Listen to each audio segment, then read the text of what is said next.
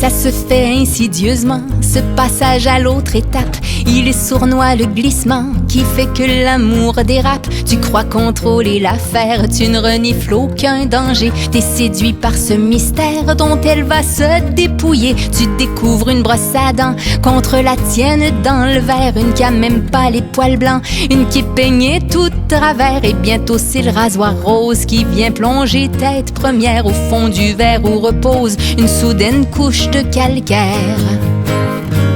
Tu devrais savoir que ce sont des petits signes précurseurs de la fatale invasion qui menace ta demeure. Mais sans un soupçon de peur, tu la laisses s'infiltrer. Tu commets la grave erreur de faire un double de clé.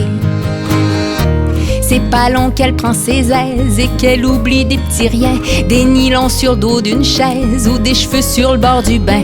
Ça commence par quelques watts et du lait démaquillant. Le jour d'après, c'est une grosse boîte de trucs ultra absorbants. Mais le moment où tu comprends que t'aimes pas vraiment la fille, c'est quand ton appartement se met à sentir la vanille. Un bon matin, tu te réveilles, c'est trop tard, elle est partout. Elle te semble déjà vieille, elle cuisine de la soupe aux choux. Elle délaisse ses lentilles, elle ne porte plus que ses lunettes. Elle a des airs de famille avec ta vieille tante Arlette. Tu te demandes ce qu'elle a fait pour finir dans ton appart. Son visage était moins laid avec ses verres de contact. Elle s'en va faire des emplettes, elle contrôle tes repas. Elle t'explique la recette de sa nouvelle soupe au pois. Certains matins sous la couette, ça sent la soupe aux lentilles. Plus elle te nourrit, plus t'empeste, plus elle étale sa vanille. T'as plus que le quart de l'espace dans tes rares garde-robes. Elle te dérobe ta place, tu te sens devenir claustrophobe. C'est une vraie puce de lit, une grosse puce en pyjama qui te suce ton énergie, qui insiste tant qu'elle prend du poids. Chaque fois qu'elle va aux toilettes, c'est pas juste que c'est bruyant, c'est qu'elle laisse la porte ouverte comme si le show était charmant. Toi le soir quand tu te reposes, c'est par les deux bouts que tu ronfles. Plus ça va, plus elle te gonfle, mais elle te gonfle pas la bonne chose.